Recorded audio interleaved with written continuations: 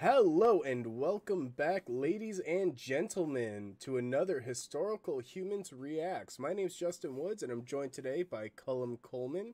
And today we are talking about yet another hot button issue, and one that honestly is a little close to my heart because I lived in South Dakota for a brief time, and I interacted with a lot of people who were affected in this story.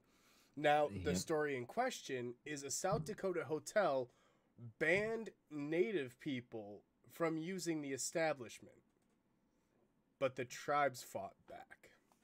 hmm Yep.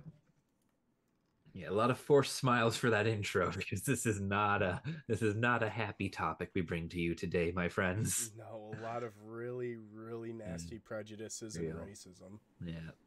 Yeah. Yeah. So what has happened is a hotel, and right now I can't even find the name of the hotel, unfortunately. It was the Um, Grand Gateway Hotel in yeah, the Black Hills there. of South Dakota, which Yeah. we fully Rapid City. condemned. Yes. We fully condemn. We do not advise you stay there. We Yep. highly recommend against going there. Yep. So yes, this Grand Gateway Hotel in Rapid City decided that they would, as per their own words, not rent to indigenous people because you cannot tell the good ones from the bad ones.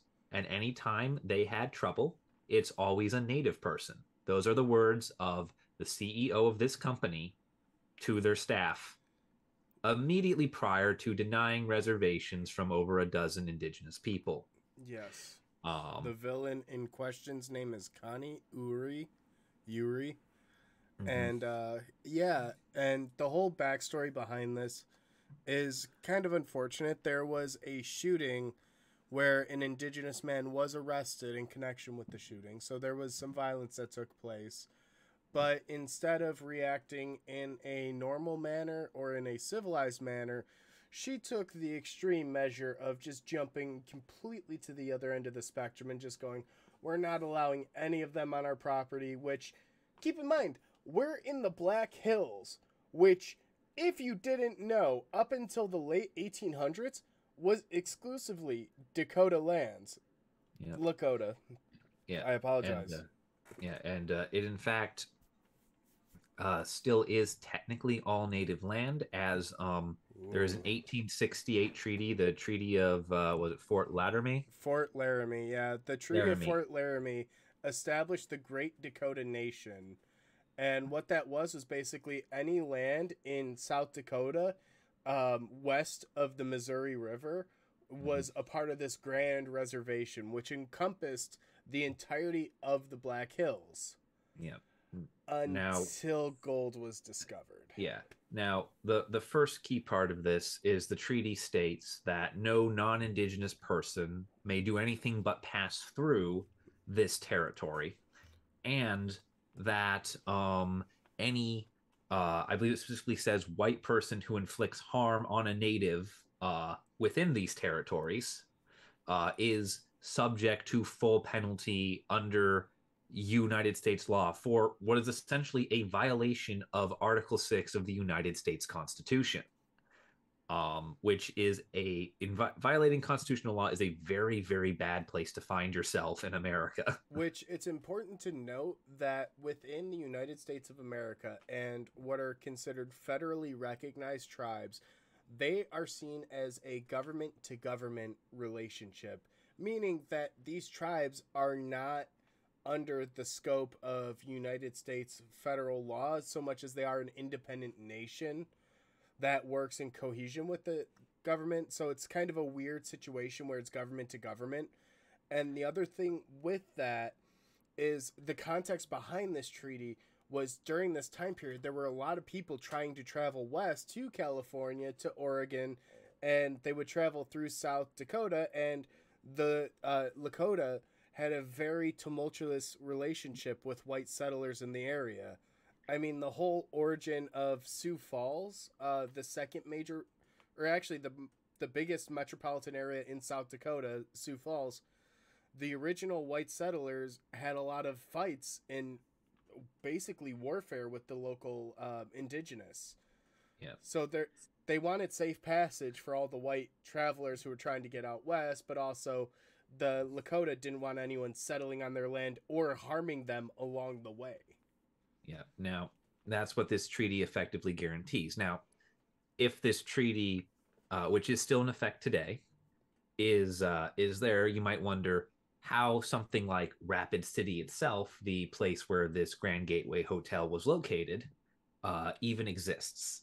And that's because the U.S. government discovered there was gold in the Black Hills Yeah. A and lot of proceeded it. to promptly ignore its own treaty in favor of getting said gold, because that's apparently how treaties work when one side heavily outnumbers and out equips the other. Yeah, so as soon as the gold was discovered, you had a mass migration, and it was actually around this time that cities like Deadwood popped up, which are considered the last true cowboy town. But it's a very hot topic for the federally recognized tribes in South Dakota because this land rightfully belongs to them, and there has been hundreds of millions of dollars, if not billions at this point, ripped from the ground and destroyed or captured from tourist industries that they no longer have control over. And as an extra big middle finger to the Lakota, the United States government in the 1920s decided to carve the visages of four presidents of the United States into one of the most sacred mountains in their culture. Yeah, Mount Rushmore. Mount Rushmore, in addition to being a national monument for the United States of America, is its own major issue for the Black Hills. Which was known Um, as the Seven Grandfathers, by the way. yeah. Now, why this treaty is so important is in 1980, the United States Supreme Court affirmed that treaties are the law of the land, even if they are on land that the United States government technically claims hegemony over. And thus, United States laws and the whims of a state or federal government cannot supersede the will of a treaty, which effectively shifted the power back towards the indigenous peoples. There's not been a lot they can do with that, but that becomes very relevant here in the sense of the native people's response to the Grand Gateway's hotel's blatant racism, which has been to call for the total eviction of the hotel. Well, there's two things with that lawsuit, real quick, before we move on from that I do want to highlight. Yes, As a please do. result of that lawsuit and as a result of that decision, the United States set aside a fund to repatriate and basically pay back all the people who lost the land, effectively buying the land from the indigenous people who live there. The tribes, however, adamantly refuse that offer, so that money has never actually been claimed and is now worth a few billion, if I remember correctly. But Yeah. basically, they refuse to accept it because then it admits the transference of the land, which they truly believe to be theirs, again, at their most holy location, their most Yeah. spiritual sites. Yeah, and given the reaffirmation of the treaty in 1980 and this clear violation uh, of discriminatory practice and harm to indigenous people, the native communities, the tribes out there, have effectively petitioned for the eviction of this hotel, the revocation of its lease on their land. Uh, Basically, a get out and give us this little square back because you violated the part of the treaty that says do not harm an indigenous person, and discrimination is harm. Which now, a claim like that is going to be extremely difficult to uphold and to maintain. And it's more of trying to make that statement and trying to re-highlight these issues. But there actually is a lawsuit that can have punitive effect on the hotel where Sonny Red Bear, who is listed as one of the plaintiffs, and another indigenous woman tried to rent a room at the Gateway the day after the comments were made and that they were refused. And the claim for why they were refused was because they weren't renting to any local identifications, Yeah. aka Mhm. tribal. Yeah. And one of the things that gives a lot this lawsuit a lot of weight and a lot and shows the in the force that the Native American community has behind it is the NDN collective is backing it, and they are a major affirmative action groups for both environmentalism and indigenous rights in the United States of America. And the NDN collective tried to book rooms and they were refused, which is lending itself even more to the clear and blatant practice that was put into effect of no native people shall be allowed to stay in this hotel that is built on native land. AKA, they sent other tribal members who were not local to book rooms that were denied. Yeah, But which yeah, as a response, the Great Sioux Nation, basically as a whole demonstration, posted a massive eviction notice over their sign as a bunch of people were protesting outside of the hotel. yeah, this is yeah, unfortunately they haven't been, the hotel hasn't been just actually evicted or anything like that. This is going to be a years long drawn out process that, if history is anything to go by, the tribal leaders will lose, and will lose horribly.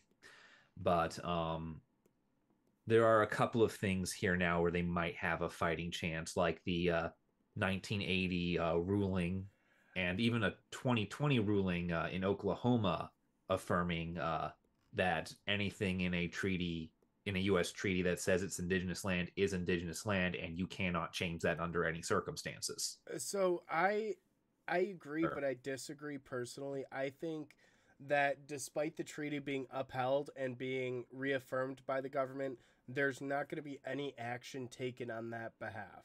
They're not going Yeah, to make there's the person cede the land. South Dakota, as a state, is way too gung ho on their land rights, especially when it comes to indigenous versus white ownership. I got to witness that very much firsthand.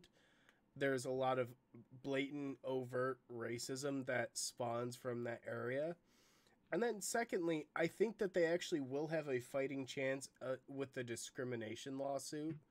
The fact that they now have a sample size that indigenous people that were both local and non local were denied service as a blatant violation of the Civil Rights Act, you're kind of starting to see where there's an issue. yeah, there's that has crossed the point of where most of the minority groups should be closing ranks around this, of on the guise of just, if it can happen to one, it can happen to any of them. Therefore, It still happens to everyone all should of them. be, therefore everyone should be, bludgeoning this thing down into the ground like whack-a-mole. And my point, Justin, was just that, like, I don't think that anything's necessarily going to happen to, but given the two previous court rulings and the other things mentioned, they do have a better chance of things happening than they did before, even if it's not a good chance. Yeah, and then It's the only thing I'd have to say to kind of wrap this all up is living yeah, there and seeing a lot of this firsthand. There is very blatant racism because there's very little diversity within the state. mm-hmm. It's a predominantly Caucasian and indigenous populace. So a lot of that racism and a lot of that prejudice is geared towards the indigenous, and they're very much looked down upon in a lot of circles.